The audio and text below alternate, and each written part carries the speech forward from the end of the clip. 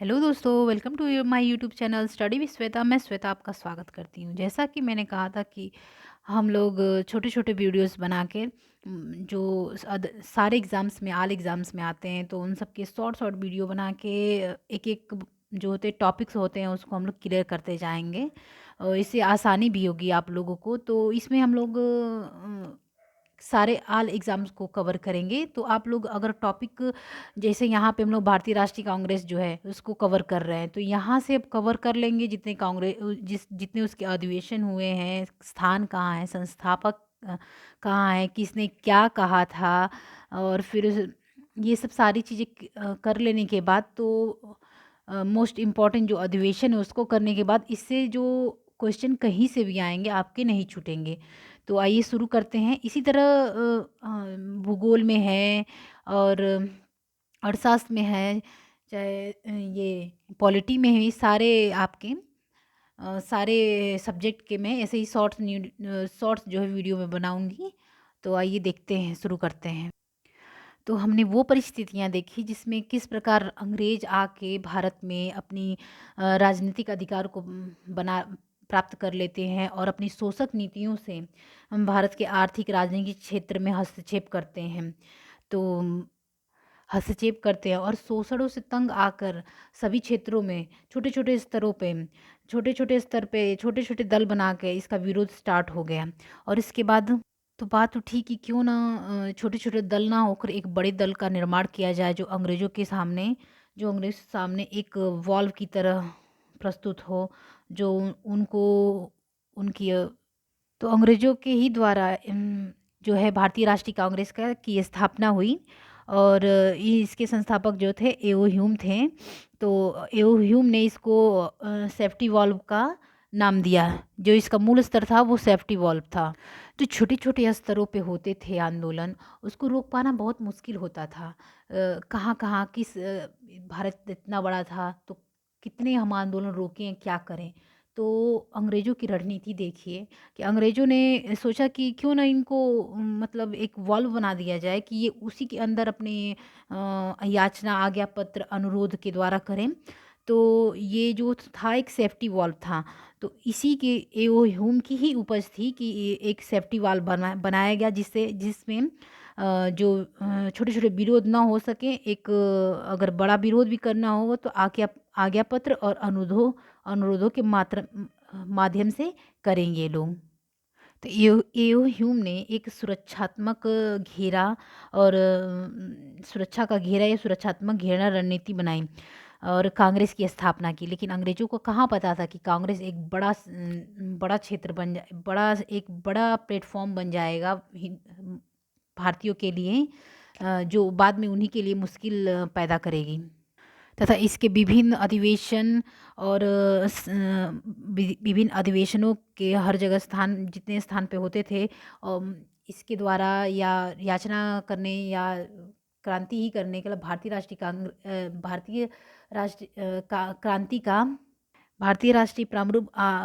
भारतीय राष्ट्रीय आंदोलन का विशेष रास्ता तय हो जाएगा, सेफ्टी वाल्व के रूप में ही। लेकिन स्वतंत्रता आंदोलन में इसमें अपना महत्वपूर्ण योगदान रखा। प्रमुख अधिवेशन जो है जिसके प्रमुख अधिवेशन और तथ्य हम लोग देखेंगे, और किसने भारतीय राष्ट्रीय कांग्रेस के बारे में किसने क्या कहा था। हम लोग स्थापना देखेंगे, संस्थापक कौन है, स्थान देखेंगे, नामकरण देखेंगे, और फिर जैसे किसने कहा है कि ये भीख मांगने वाली संस्था है, तो किसने कांग्रेस एक गंदी चीज़ है, तो सूक्ष्मदर्शियों की संस्था किसने कहा है कांग्रेस को।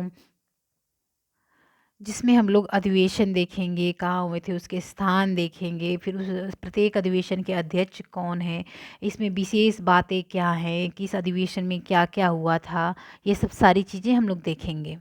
तो ये शुरू करते हैं। तो भारतीय राष्ट्रीय कांग्रेस, इसकी स्थापना जो है 28 दिसंबर 1885 में हुई थी। इसके संस्थापक जो थे एओ ह्यूम थे। आप लोग एओ ह्यूम के बारे में जानते ही होंगे, नहीं जानते तो मैं बताती हूँ। एओ ह्यूम जो थे ब्रिटेन के स्कॉटलैंड के अधिकारी थे, जो भारत में आधिकारिक पद पर काम करते थे।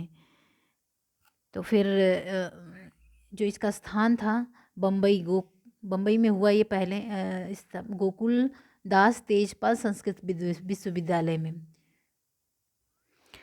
जो पहला अधिवेशन है उसका जो बम्बई गोकुलदास तेजपाल संस्कृत विश्वविद्यालय ये आता है, यहाँ पे रखा गया। लेकिन पहला जो है पुणे में रखा जाना था, बाद में परिवर्तित होकर बम्बई में रखा गया है। इसका पूर्व जो नाम है, जो एओ ह्यूम के द्वारा रखा गया था, भारतीय राष्ट्रीय जो था,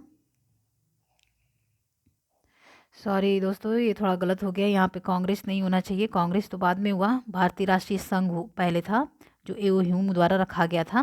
बाद में इसका नामकरण दादा भाई नौरोजी ने भारतीय राष्ट्रीय कांग्रेस रखा। इसके वायसराय उस समय कौन थे, तो लॉर्ड डफरिन थे, 1884 से 1888। आपको याद करने की ज़रूरत है कौन कि ये लोग ने बहुत अच्छा काम किया है अंग्रेज़ों ने। तो डफर ने भारतीय राष्ट्रीय कांग्रेस की स्थापना किया, आप ऐसे याद कर सकते हैं। तो इसमें अंग्रेज़ों ने इस संस्था के बनने के बाद विभिन्न लोगों ने विभिन्न प्रतिक्रिया देते हुए अपने अपने मत रखे हैं। इसके बारे में क्या क्या कहा है ये देखते हैं। यहाँ पे ये भी क्वेश्चन आता है कि भारतीय राष्ट्रीय कांग्रेस की वो पूर्वगामी संस्था कौन थी जिसके स्थान पे भारतीय राष्ट्रीय कांग्रेस की स्थापना हुई, तो वो हो जाएगा आपका, जो हो जाएगा वही उसका पूर्व नाम भारतीय राष्ट्रीय संघ हो जाएगा। तो पहले इसको हम लोग एक बार रिवीजन कर लेते हैं, क्योंकि आप रिवीजन करते जाइए, पढ़ते जाइए। तो स्थापना जो है 28 दिसंबर 1885 में हुई थी। संस्थापक एओ ह्यूम थे। स्थान जो था बम्बई गोकुलदास तेजपाल संस्कृत विद्यालय था। नामकरण जो दादा भाई नौरोजी ने किया था। पूर्व नाम जो है भारतीय राष्ट्रीय कांग्रेस संघ एओ ह्यूम द्वारा मतलब पूर्व नाम नहीं कह सकते, पूर्व नाम ही था। वायसराय जो थे लॉर्ड डफरिन थे, ये तो आता ही है। 1884-1888 जब कांग्रेस शुरू में बनी थी और उसकी समाप्ति तक, कांग्रेस की जो अधिवेशन की समाप्ति विभिन्न जो थे व्यक्तित्व थे, जो उन्होंने बहुत कुछ कहा है इसके बारे में। जो इस समय वायसराय थे, डफरिन थे, उन्होंने भी कहा था। डफरिन ने इसे सूक्ष्मदर्शी अल्पसंख्यकों की संस्था कहा था। डफरिन ने के सूक्ष्मदर्शी अल्पसंख्यकों की संस्था कहने का कारण ये था कि 72 जो थी उनके पहले अधिवेशन में 72 संख्या होने की वजह से सूक्ष्मदर्शी अल्पसंख्यक कहा गया उसको। फिर तिलक ने इसे भीख मांगने वाली संस्था कहा था। जैसा कि आप लोग कांग्रेस में जानते होंगे कि नरम दल और गरम दल दो थे। शुरू में नरम दल संस्था, ये जो तिलक थे, जो नरम दल थे वो याचना करते थे, और गरम दल जो थे वो एग्रेसिव रहते थे। तो फिर इन्होंने ये कहा कि जो ये लाल बाल पाल थे, उसमें जो थे बाल गंगाधर तिलक, उन्होंने ये अग्रेसिव थे, ये गरम दल के नेता थे। तो इन्होंने कहा कि ये भीख मांगने वाली संस्था है, ये जो अपने याचना करते हैं, भीख मांगते हैं, इसको ऐसा कहा। फिर ये करजन जो थे, कांग्रेस अपने पतन की ओर लड़खड़ाती हुई जा रही है।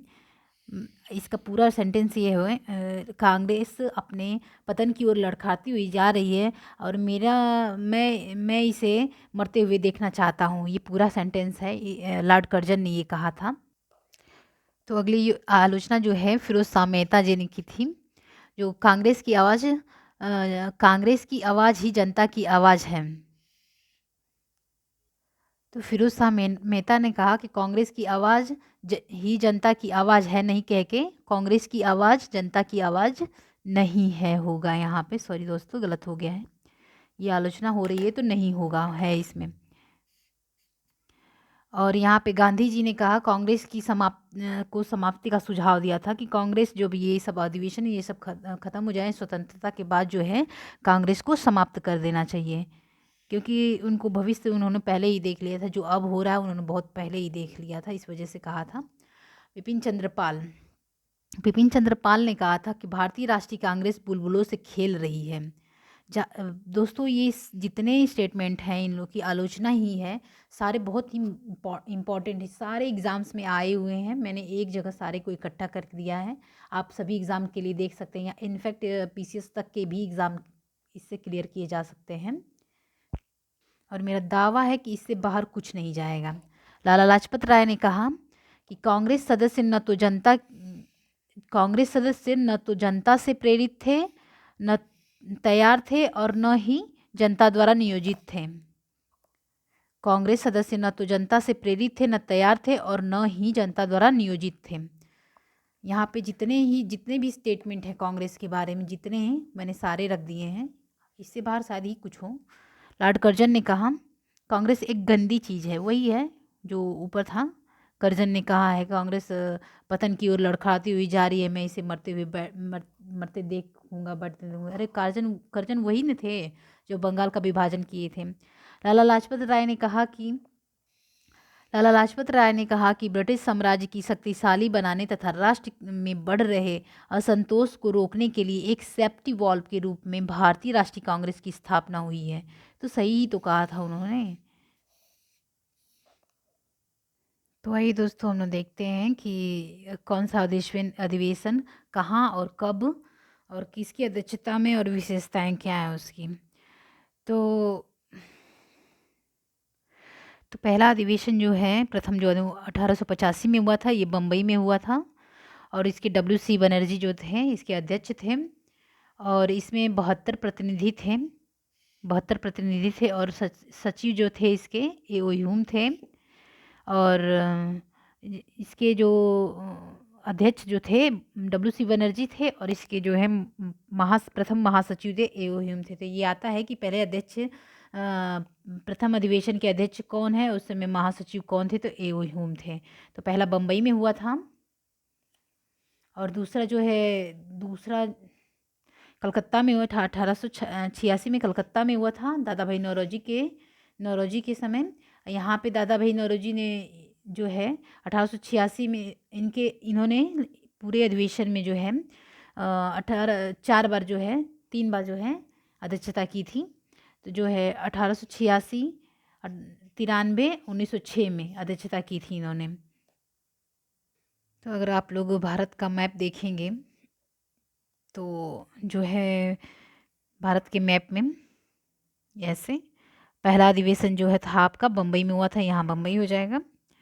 और दूसरा जो अधिवेशन हुआ था कोलकाता में हुआ था, कोलकाता आपका इधर हो जाएगा। और तीसरा जो है मद्रास में हुआ था और चौथा जो है इलाहाबाद में हुआ था। ये देखिए पूरे भारत का प्रतिनिधित्व कर रहे थे इस अधिवेशन में। ये सब भी एक खास बातें थी कि जैसा आप देखेंगे विभिन्न संप्रदाय के लोगों को अगर इसकी ये खास बात थी कि पूरे जैसे भारत को अगर हम कवर करेंगे, अधिक से अधिक लोग इसमें भाग लेंगे और कांग्रेस से जुड़ सकेंगे। कांग्रेस का रूप बड़ा हो जाएगा और अंग्रेजों से दृढ़ता से ये लड़ पाएगा, ये उसके सामने खड़ा हो पाएगा। इसलिए स्थान अलग अलग थे ही, लेकिन अध्यक्ष भी जो थे अनेक संप्रदायों के धर्मों के अलग अलग थे। तो तीसरा जो अधिवेशन है वो हुआ था 1887 में, मद्रास में हुआ था तीसरा अधिवेशन, जिसके अध्यक्ष जो थे बदरुद्दीन तैयब जी थे। और इस अधिवेशन में जो है ये प्रथम मुस्लिम अध्यक्ष थे। मद्रास में हुआ था, ये प्रथम मुस्लिम अध्यक्ष थे। और चौथा अधिवेशन जो है 1888 में हुआ था, इलाहाबाद हुआ था। इलाहाबाद में मैंने बोला था ना कि पहला बम्बई, फिर कोलकाता, ये बम्बई फिर कोलकाता, फिर ये आपका मद्रास, फिर इलाहाबाद। तो इसकी अध्यक्षता 1888 में हुआ था चौथा अधिवेशन इलाहाबाद में, और जाजी यूले थे इसके अध्यक्ष। ये जो थे प्रथम अंग्रेज अध्यक्ष थे जो गैर भारतीय थे। इस पूरे जो है भारतीय राष्ट्रीय कांग्रेस के जितने भी अधिवेशन हुए उसमें जो है गैर भारतीय जो थे, जो विदेशी थे, 4 विदेशी थे। तो आप लोग इसको कैसे याद कर सकते हैं, इस चारों को जो है आप लोग एक साथ याद करिए। हाँ, इन चारों को जो है एक साथ याद करिए। देखिए 85 जो है, 85, 86, 87, 88, ये 4 हो गए। दूसरा, ये तीसरा, ये चौथा जो है बम्बई, मैप से याद कर लेंगे, बम्बई, कोलकाता, मद्रास और आपका इलाहाबाद यहाँ पे हो जाएगा। और फिर WC बनर्जी थे, फिर दादा भाई नौरोजी थे, बदरुद्दीन तैयब जी थे, फिर एजाज यूले थे। और उसको ये याद कर लेंगे, पहले अधिवेशन में 72 प्रतिनिधि थे, प्रथम महासचिव जो थे A.O. ह्यूम थे। फिर ये जो है 1886 में जो है कलकत्ता में दादा भाई नौरोजी के साथ जो हुआ था, तो इन्होंने 3 और 3 बार और अध्यक्षता की थी, 86 और 93। 1906 के अध्यक्ष थे बदरुद्दीन तैयब जी थे, प्रथम मुसलमान अध्यक्ष थे। तो ऐसे आता है कि कांग्रेस की किस अधिवेशन के अध्यक्ष पहले मुस्लिम थे, चाहे वो कांग्रेस के पहले मुस्लिम अध्यक्षता करने वाले पहले मुस्लिम अध्यक्ष कौन हैं। चाहे ये भी आता है कि जो है प्रथम अंग्रेज कौन थे, प्रथम अंग्रेज अध्यक्ष कौन थे। तो जॉर्ज यूले हो जाएगा आपका। तो ये अब 1896 में जो है, 1896 में पांचवा जो अधिवेशन हुआ कलकत्ता में हुआ, सॉरी पांचवा नहीं, नेक्स्ट जो है अधिवेशन हुआ 1896 में हुआ कलकत्ता में है, जो रहमुतुल्लाह सयानी थे, ये थे। ये पहली बार है, इन्हीं की अध्यक्षता में जो है पहली बार वंदे मातरम गाया गया था। इस समय जो है आज के समाज में जो है हिंदू मुस्लिम लोग करते हैं, इस पे ज़्यादा बातें नहीं करेंगे। लेकिन आप देखिए उस समय जो है, जो 1896 का कलकत्ता अधिवेशन है, तो रहमतुल्लाह जो सयानी थे उनकी अध्यक्षता में वंदे मातरम गाया गया। और आज हमारी संसद में क्या क्या होता है, वंदे मातरम, भारत माता की जय, ये सब करने में। देखिए पहले हम लोग का समाज कितना अच्छा था। फिर उसके बाद 1905 में जो है वाराणसी नहीं, इसके 1896 के बाद हम लोग कलकत्ता में अधिवेशन हुआ था, रहमतुल्लाह सयानी जो है पहली बार वंदे मातरम गाया गया था। और अब इसके साथ हम लोग 1911 को याद करेंगे, 1911 को याद करेंगे, क्योंकि ये कलकत्ता में हुआ था 1911 में। इसके जो थे अध्यक्ष जो थे वीसन नारायण धर थे, और इसमें जो है जनगण मनगण गाया गया था। ठीक, इसमें जनगण मनगण गाया गया था। तो आप लोग जैसा कि देख रहे हैं कि हम लोग जो एक राष्ट्रगान है और एक राष्ट्रगीत है, दोनों ही कलकत्ता अधिवेशन में गाए थे। इस दोनों को हम लोग साथ याद करेंगे तो बहुत आसानी होगी आपको। जैसे कलकत्ता में रहमतुल्लाह सयानी जो थे बहुत सयाने थे, पहली बार वंदे मातरम को उन्होंने गाने दिया। अब विशन नारायण धर विषम थे जिन्होंने जनगण मनगण गाया गया। जनगण मन रविन्द्रनाथ टैगोर हैं, तो जनगण मन रविन्द्रनाथ टैगोर। हमार सुमन सोनार बांग्ला भी आप लोग जानते होंगे, रविन्द्रनाथ टैगोर की ही है। तो इसको देखते हैं आगे, फास्ट डिवीजन कर लेते हैं।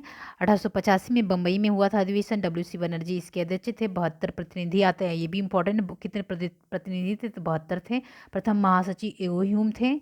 और 1886 में जो है कलकत्ता में हुआ था, दादा भाई नौरोजी थे। इन्होंने 3 बार और अध्यक्षता की थी, 86 में, 93 में और 1906 में। और कल 1887 में मद्रास में हुआ था। तीसरा बदरुद्दीन तैयब जी थे जो प्रथम मुस्लिम अध्यक्ष थे। और 1888 में जो है इलाहाबाद में हुआ था, जॉर्ज यूले थे, ये प्रथम अंग्रेज थे। और इसके बाद हम 1896 याद करेंगे। 1896 में कलकत्ता में हुआ था, रहमतुल्लाह सयानी, ये बहुत सयाने थे, इन्होंने वंदे मातरम अपने ही अधिवेशन में वंदे मातरम पहली बार, इनके अधिवेशन में पहली बार वंदे मातरम गाया गया था। और 1911 में जो है कलकत्ता में हुआ था, विशन नारायण धर जी थे जो बहुत विषम थे, जनगण मनगण इनके यहाँ पहली बार गाया गया था। तो हम लोग 1896 और 1911 कलकत्ता में दोनों अधिवेशन हुए थे और गाया गया था। फिर 1905 में आपका वाराणसी में जो गोपाल कृष्ण गोखले थे, इसके अध्यक्ष, स्वदेशी बंगभंग आंदोलन चलाया गया था। इसके स्वदेशी में बंगभंग आंदोलन का समर्थन किया था इन्होंने।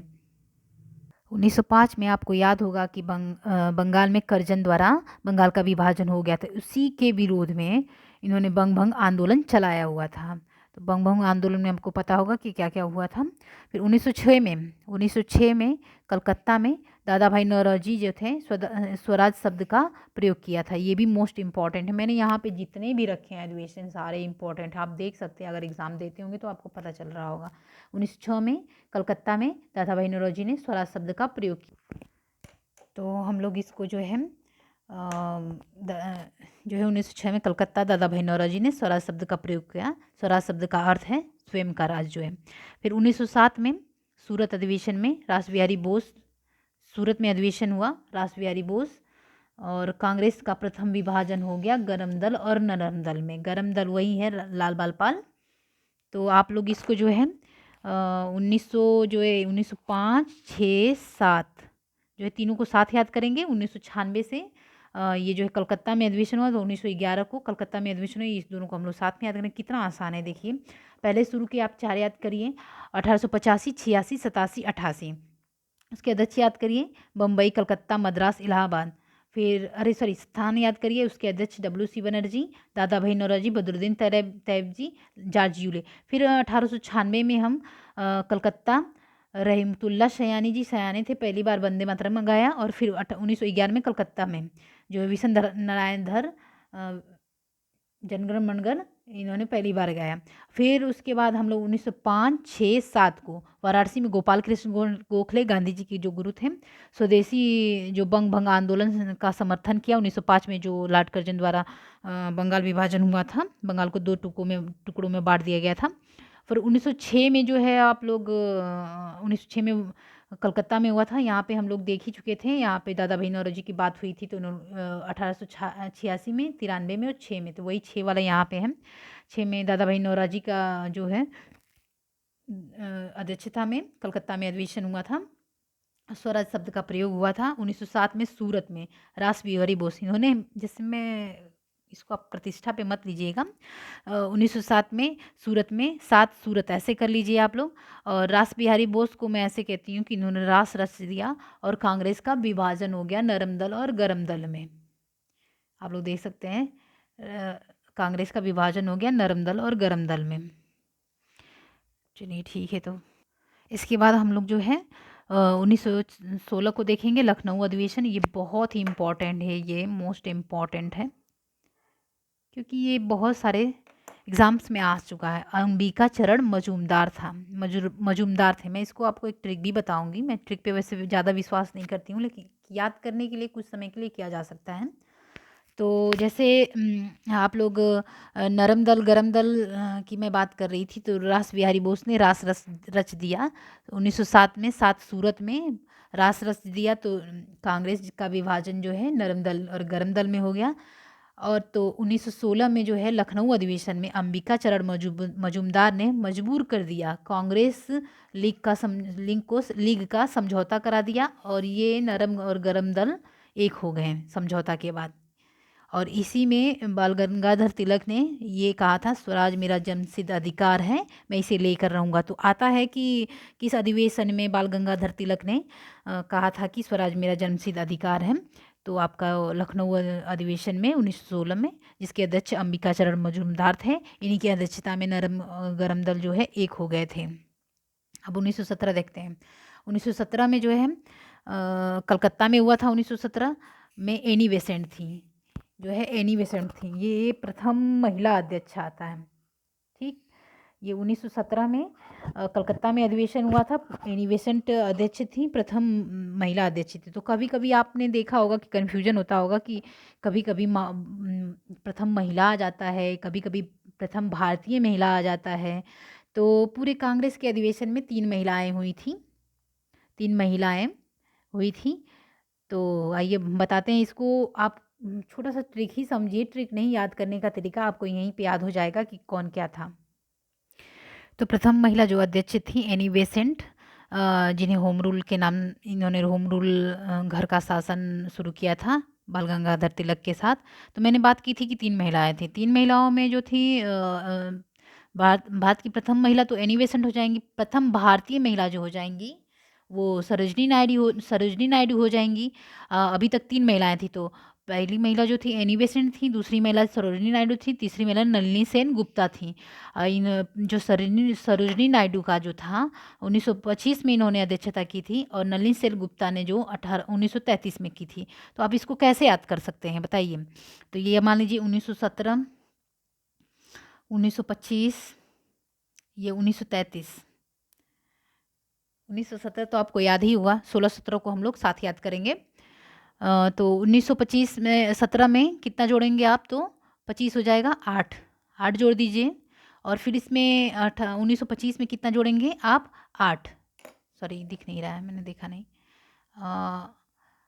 18, ये 1925 में कितना जोड़ेंगे 8, तो 1833 हो जाएगा, अरे 1933 हो जाएगा, सॉरी।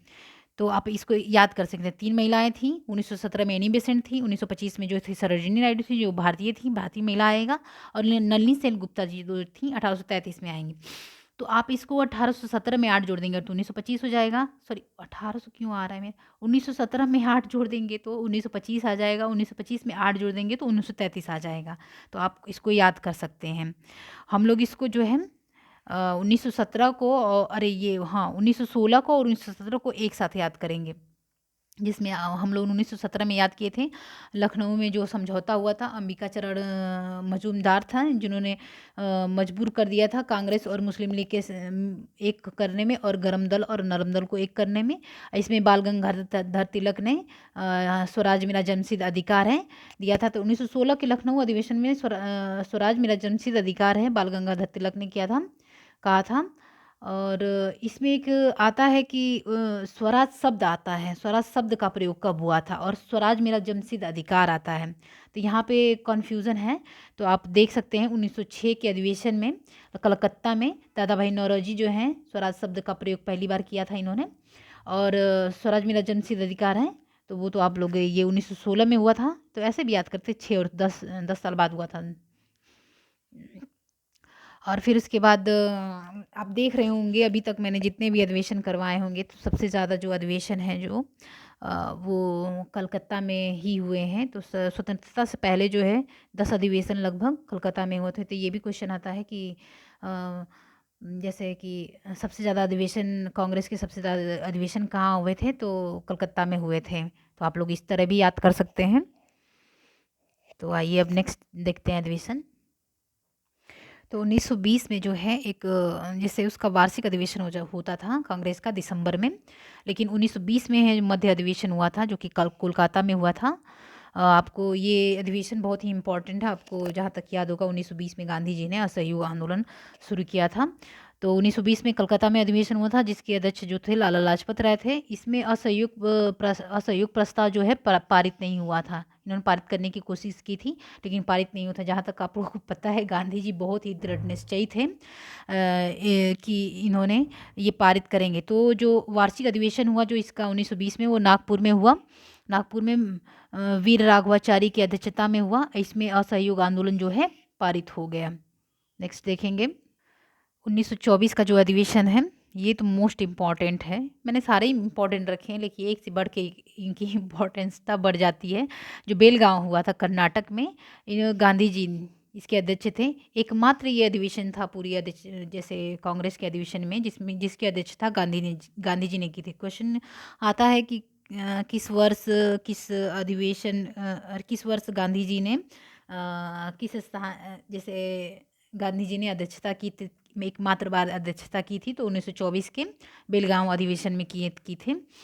और फिर 1925 कानपुर अधिवेशन 1925 कानपुर में हुआ था और इसकी अध्यक्षता सरोजनी नायडू थी, अध्यक्षता की थी सरोजनी नायडू ने। प्रथम भारतीय महिला है, मैंने वहाँ पे बताया था आपकी प्रथम महिला जो थी 1900 जो है प्रथम भारतीय महिला जो है सरोजनी नायडू, अरे एनी बेसेंट थी। 1917 में जो है भारतीय एनी बेसेंट थी, उन्होंने अध्यक्षता की थी। और 1917 के बाद आपका 1917 के बाद आपका जो है 1925 में एनी बेसेंट ने की थी। और वो फिर 1925 में एनी बेसेंट ने की थी और 1933 में जो है नलिनी सेन गुप्ता ने की थी अध्यक्षता। तो आपकी पहली भारतीय महिला अगर आता है तो आप एनी बेसेंट जी को करेंगे, और प्रथम भारतीय महिला आता है तो आप सरोजनी नायडू जी को करेंगे। और 1929 अब नेक्स्ट करते हैं। 1929 का अधिवेशन जो है लाहौर में हुआ था। लाहौर में इसके जो है अध्यक्षता जवाहरलाल नेहरू ने की थी। और इन्होंने इस अधिवेशन में पूर्ण स्वराज की मांग की थी 26 जनवरी 1930। इसके तार बहुत पहले से जुड़े हुए हैं, मैं आपको बताती हूँ। तो 1929 में जो है लाहौर अधिवेशन जो हुआ था जवाहरलाल नेहरू की अध्यक्षता में, जो कि जिसमें इन्होंने पूर्ण स्वराज की मांग की थी 26 जनवरी 1930 में, कि जैसे पूर्ण स्वराज 26 जनवरी 1930 को मनाया जाएगा। और ये जो जवाहरलाल नेहरू थे प्रथम प्रधानमंत्री थे हम लोग के, और तभी से 26 जनवरी को ही हमारा इसी तिथि को चुना गया कि 26 जनवरी को ही हम लोग सब संविधान का पूर्णतः लागू करेंगे। हम लोग अब इसी रूप में 26 जनवरी को मनाते हुए आ रहे हैं अभी तक। तो हम लोग अब इसका रिवीजन थोड़ा कर लें। तो 1920 में जो है कलकत्ता में मध्यकाल अधिवेशन हुआ था कलकत्ता में लाला लाजपत राय द्वारा। इसमें असहयोग प्रस्ताव पारित नहीं हुआ था।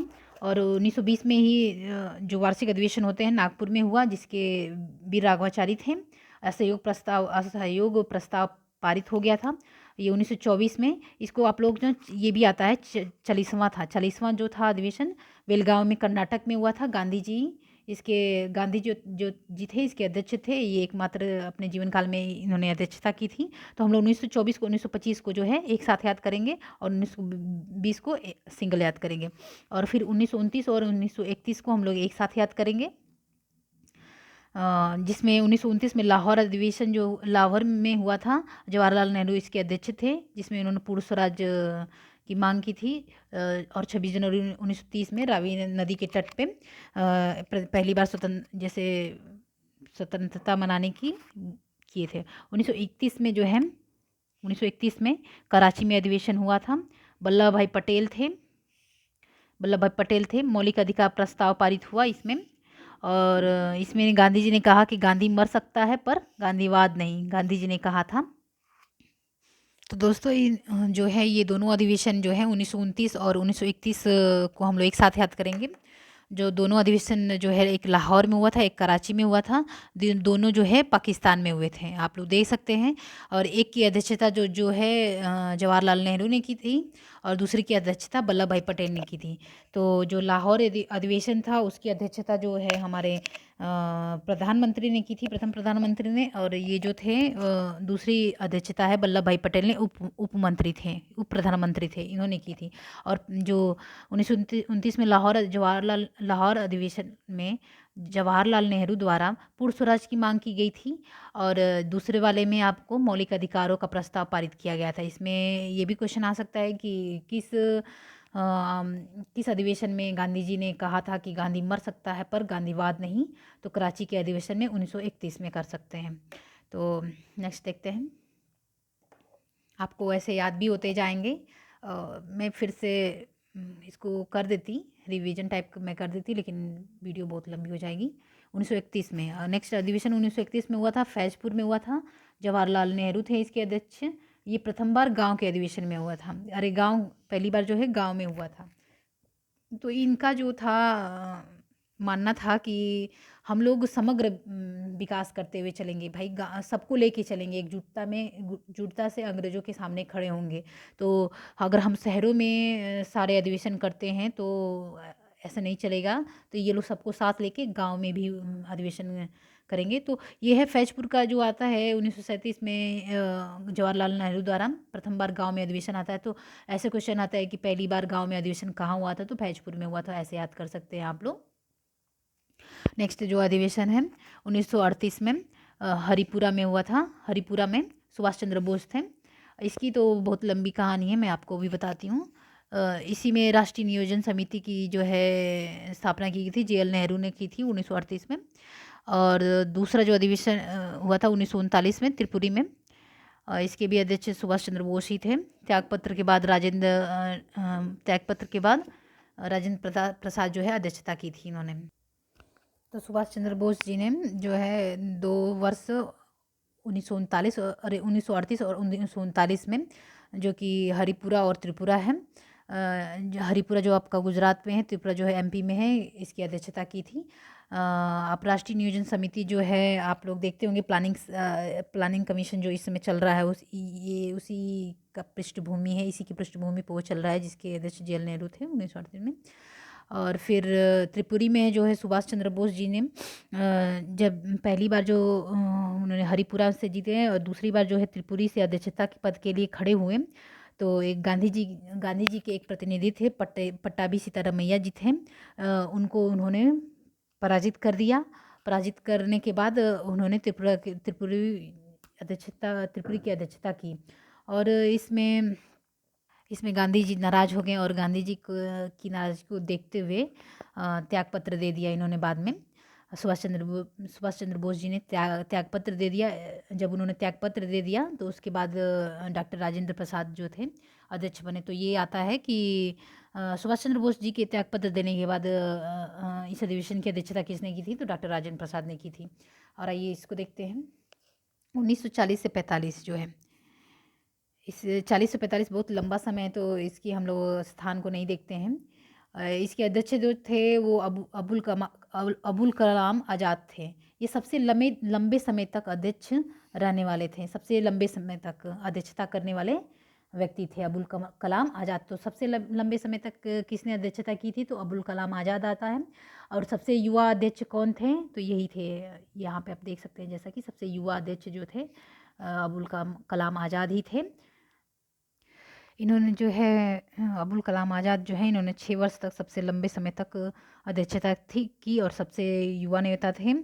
और इनको जो है इनको भारत छोड़ ये पहले जो है शिक्षा मंत्री भी बने थे। जैसा आप लोग देखे होंगे कि अबुल कलाम आज़ाद पहले शिक्षा मंत्री थे। फिर उसके बाद हम लोग नेक्स्ट देखते हैं 1946 से 47। 1946 से 47 जो है मेरठ में हुआ था। जेवी कृपलानी थे इसके अध्यक्ष। स्वतंत्रता के समय थे, ये स्वतंत्रता के समय थे।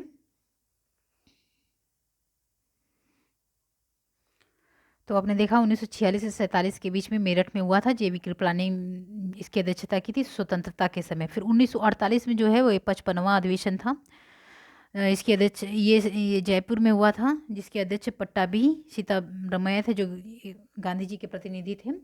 तो यहाँ से क्वेश्चन ये आते हैं कि स्वतंत्रता के समय जो है, स्वतंत्रता के समय कौन अध्यक्ष थे, तो जेबी कृपलानी थे। और स्वतंत्रता के बाद कौन से अध्यक्ष थे, स्वतंत्रता के बाद भारतीय अधिवेशन के कौन अध्यक्ष थे, तो पट्टाभी सीतारमैया। ये आता है, आप लोग एकदम बहुत ही इम्पॉर्टेंट है, इसको ध्यान दीजिएगा। तो इस बीच में जो है स्वतंत्रता समय और स्वतंत्रता के बाद इस बीच में भी अध्यक्षता जो है डॉक्टर राजेंद्र प्रसाद ने की थी। तो ये कुछ समय के लिए इन्होंने किया था। तो ये लंबे समय तक इसलिए नहीं रहे क्योंकि ये संविधान सभा के अध्यक्ष थे उस समय, इसकी वजह से नहीं की। तो आज तो ये यही अधिवेशन थे। मुझे जो जो इम्पोर्टेंट लगा मैंने आपको बताए हैं। तो आप लोग देख सकते हैं, इसको कई बार देखिए क्योंकि सारे ही इम्पोर्टेंट हैं। बार बार 2-3 बार वीडियो देखिए। देख के ऐसे ही लिख के याद करना हो, लिख करके याद करिए, ऐसे ही रख के कुछ नहीं होगा। तो जैसा है कि हम लोगों ने पूरा आज भारतीय राष्ट्रीय कांग्रेस की स्थापना, संस्थापक, स्थान, नामकरण, वायसराय किसने क्या क्या कह के आलोचनाएं की थी, और कौन सा अधिवेशन कहाँ हुआ था, इसकी अध्यक्षता किसने की थी, इसे कितने रिलेटेड क्वेश्चन, सारे इंपॉर्टेंट जो होते हैं भारतीय राष्ट्रीय कांग्रेस के, मैंने सारे क्वेश्चन आपको करा दिए हैं। अब आपकी जिम्मेदारी बनती है इसको कि 2 से 3 बार देखें और इसको कंठस्थ करें, क्योंकि ये ऐसा पोर्शन है जहाँ से क्वेश्चन आते ही आते हैं। तो आप लोग ये सारे ही एग्ज़ाम के लिए बेस्ट है, क्योंकि जब कुछ चीज़ें हैं आप लोग कंठस्थ कर लेंगे तो तुरंत टिक करते हुए चले जाएंगे। तो अपनी तैयारी को धार देते हुए ज़्यादा से ज़्यादा पढ़ाई करिए, मम्मी पापा के सपने को पूरा करना है। तो आज के लिए इतना ही। इस सेशन में मैं कुछ छोटे छोटे ही वीडियो भूगोल के हैं, चाहे इतिहास के हैं, चाहे पॉलिटी के हैं, चाहे इकोनॉमिक्स के हैं, एक एक टॉपिक लेके मैं टॉपिक वाइज बनाऊंगी कि एक वीडियो में एक टॉपिक ख़त्म हो जाए, आपको याद हो जाए। ज्योग्राफी की मैं वीडियो बनाऊंगी तो मैप द्वारा छोटे छोटे पोर्शन लेके मैं बनाऊंगी। तो आज के लिए बस इतना ही रखते हैं। आप लोग प्लीज़ कमेंट किया करिए कि आपको कौन सी वीडियो अच्छी लगी, कौन सी नहीं है, क्या कमियां हैं, क्या अच्छाइयाँ हैं। थोड़ा सा मुझे भी अच्छा लगता है। लाइक कीजिए, शेयर कीजिए, सब्सक्राइब कीजिए। तो फिर मैं चलती हूँ। Okay, bye bye.